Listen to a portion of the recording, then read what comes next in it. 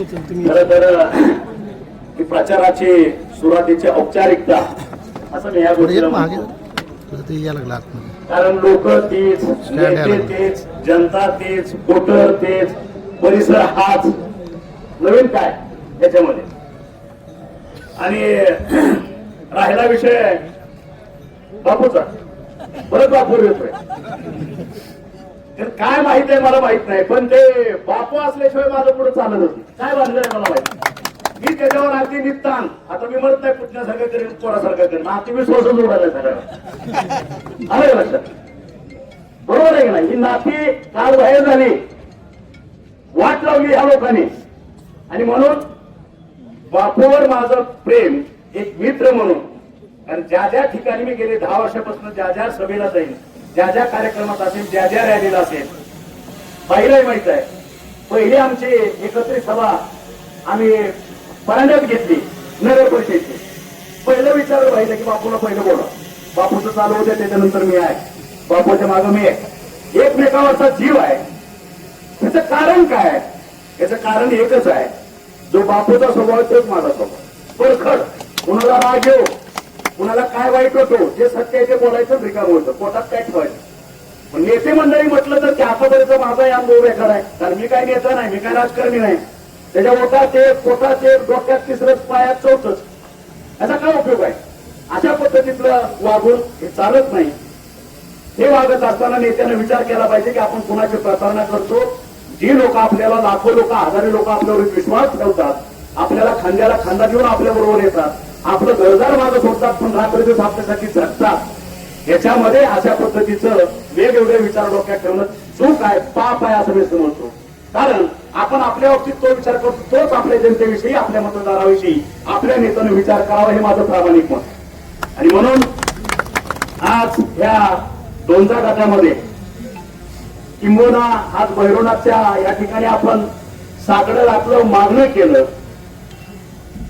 फक्त एका डोंजा गटासाठी नाही, माझ्या एकट्या भूमपरांना वाशीसाठी नाही, संपूर्ण जिल्ह्यामध्ये माझा भगवा फडकू आणि ह्या जिल्हा परिषदेवरती माझ्या धनुष्यबाणाचं राज्य येऊ दे. आणि त्या माध्यमातून माझ्या जनतेचं जीवन हे सुखकारक आणि सुखदायक होऊ दे.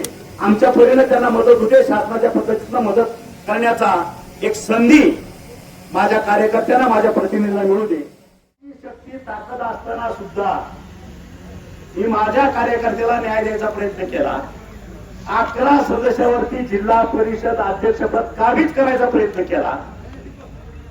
सत्कार झाला, पण दुसऱ्या दिवशी आमच्यातच गद्दार निघाले, फिरतूर निघाले. त्यांनी 4 लोक ह्यांना पाठवून दिली आणि आमचा जिल्हा अध्यक्ष व्हायचं त्यावेळेस कळलं. गोष्टच दिली का नाही आपण? नाहीतर 2017ला शिवसेनेचा भगवा धनुष्यबाण जिल्हा परिषदेवरती लागला. या पद्धतीचं काम करण्याची माझी पद्धत आहे. आणि म्हणून 2017ची परिस्थिती, आज 9 वर्षांनी इलेक्शन लागले, 2017 ते 26. आणि मला खात्री आहे ह्या वेळेस जिल्हाभर आज आपल्या याच्यामध्ये आपण 13च्या 13 शिवसेनेचे आणि 26 खाली तालुका पंचायतचे, धाराशिव मध्ये असेल, कळंबमध्ये असेल, तुळजापूरमध्ये असेल, ज्यांना एबी फॉर्म मिळाले ते ठीक आहे, ज्यांना दिले नाहीत ते आपल्या पक्षाचं काम करणार आहेत. पक्षाचे कडवे शिवसेने आहेत, यांच्या पाठीमागे मी सातत्यानं उभा असतो आणि आजही उभा आहे. आणि तुम्हाला थोड्याच दिवसात कळेल, ज्या दिवशी निकाल लागेल 9 तारखेला, त्याच वेळेस तुम्हाला कळेल असेल की या जिल्हा परिषदेवरती शिवसेनेचा भगवा फडकलेला आहे. आणि मग हे करत असताना विकासाची गंगा आपल्या तळागाळात पोहोचवण्यासाठी, शेताच्या बांधापर्यंत पोहोचवण्यासाठी, आपल्या शेतकऱ्यांच्या उंबऱ्यापर्यंत विकास पोहोचवण्यासाठी एक कडवा शिवसैनिक, सर्वसामान्यातला माणूस ह्याची गरज आहे. आणि ह्या पद्धतीचे सगळे उमेदवार आपण ह्या सगळीकडं भूमपरांना, वाशी असेल, धाराशिव असेल, कळंब असेल, तुळजापूर, उमरगा, लोहारा या ठिकाणी दिले. आणि हे काम करत असताना आम्ही आता दुसऱ्या फळीतली माणसं पुढे काढले.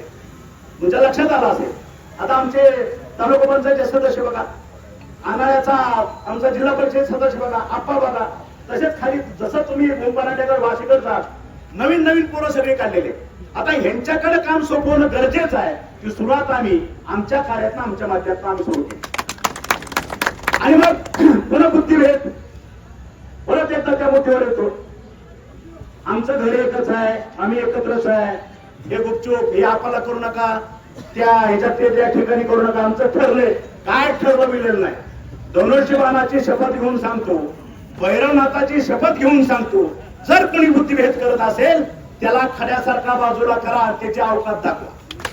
परत एकदा तुम्हाला आव्हान करतोय, ज्या ज्या ठिकाणी धनुष्यबाण आहे त्या पुढचं बटन दाबून माझ्या उमेदवाराला विजय करा, एवढं कडवं आव्हान मी आज तुम्हाला करतो. हे लक्षात घ्या, बुद्धिभेद होऊ देऊ नका.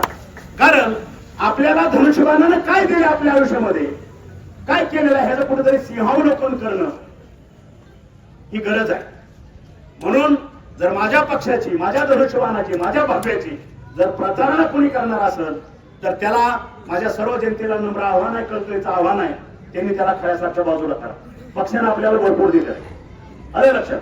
आणि मग पक्षाच्या माध्यमातून जी जी जबाबदारी माझ्यावरती पडेल, जिल्ह्याच्या असेल, 2 जिल्ह्याच्या असेल, 3 जिल्ह्याच्या असेल, आदेश आला की मी त्या पद्धतीने काम करायला चालू करतो. त्या ठिकाणी कुठलंही 19-20 किंवा बघू करू ही पद्धत माझ्याकडे नाही. आणि म्हणून मी तुम्हाला परत परत आव्हान करतो की आज आपण जे काही माझे 13 सदस्य या ठिकाणचे आणि 26 जिल्हा परिषद आपल्या तालुका पंचायतचे या सर्वांना विजयी करावं या निमित्तानं आव्हान करतो. आणि मला वाटतं आप्पा अण्णांनी सांगितलेलंच आहे, निवडून येणं हा विषय राहिलेला नाही तुमच्यासाठी. लक्षात, आपण लीड किती घेतो, कुठल्या गावात किती लीड आहे या पद्धतीने मी चालणार. दुसरी गोष्ट, जे खंत मला होती आहे आजपर्यंत, कुठली 2000 कोटीचा निधी आपण आणला आणि भैरवनाथाच्या कृपेनं, परमेश्वर कृपेनं आपण फक्त 1500 मतांनी निवडून आलो. ही खंत आहे आणि हे प्रत्येक कार्यकर्त्याच्या मनात सहल आणि खंत असली पाहिजे. आणि मग ती जर खंत दूर करायची असेल, विकासाच्या दिशेने जायचं असेल तर आपल्याला हा जिल्हा परिषदेचा आज मोका आलेला आहे, आपल्याला संधी मिळालेली आहे, तो डाग पुसून टाकायचा. आज प्रत्येक गटामध्ये माझा उमेदवार 2-2, 3-3 हजार मतांनी निवडून आला पाहिजे. खऱ्या अर्थानं तो डाग पुसण्याचं काम या जिल्हा परिषदेच्या माध्यमातून तुम्हाला आम्हाला सगळ्याला करायचं आणि दाखवून द्यायचं आहे विरोधकांना. खऱ्या अर्थानं मशीनमध्ये काय झालं आम्हाला माहित नाही, पण लोकमत कोणा बाजूने आहे हे जिल्हा परिषदेमध्ये आपल्याला दाखवून द्यायचं आहे. ती संधी आपल्याला प्राप्त झाली. आणि मग एकदा निवडून द्या, विकास कसा करायचा तो हे तुम्ही बघितलेला आहे. ही कुठलाही माझा जिल्हा परिषद सदस्य असेल, तालुका पंचायत सदस्य असेल, तुमच्या सगळ्याच्या साक्षीने सांगतो, जी जी कामं तुम्ही द्याल, विकासाची नाळ कशी असते हे पुढच्या 5 वर्षात आम्ही तुम्हाला दाखवू.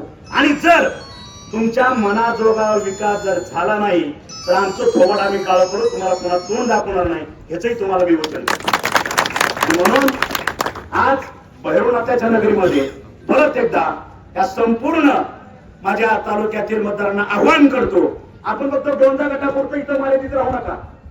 आज कुणाचे पाहुणे रावळे मित्र परिवार सगळे सोयरे आपल्या ह्याच्यात सगळे पसरलेले आहेत. प्रत्येकानं आपापलं जे व्हिजन आहे, आपलं जे तत्व आहे, त्या तत्वाला जागून आपण सांगणं गरजेचं आहे की मतदान फक्त धनुष्यबाणाला आणि धनुष्यबाणालाच करायचं आहे. आपल्याला बहुमतानं त्या जायचं आहे. या ठिकाणी आपला सभापती झाला पाहिजे, उपसभापती झाला पाहिजे 3 तालुक्यामध्ये, आणि जिल्हा परिषदेवरती आपल्या भगव्याचा झेडपी अध्यक्ष झाला पाहिजे. हे आज आपण शपथ घेऊया आणि 9 तारखेला गुलाल आपलाच आहे याची तयारी करूया.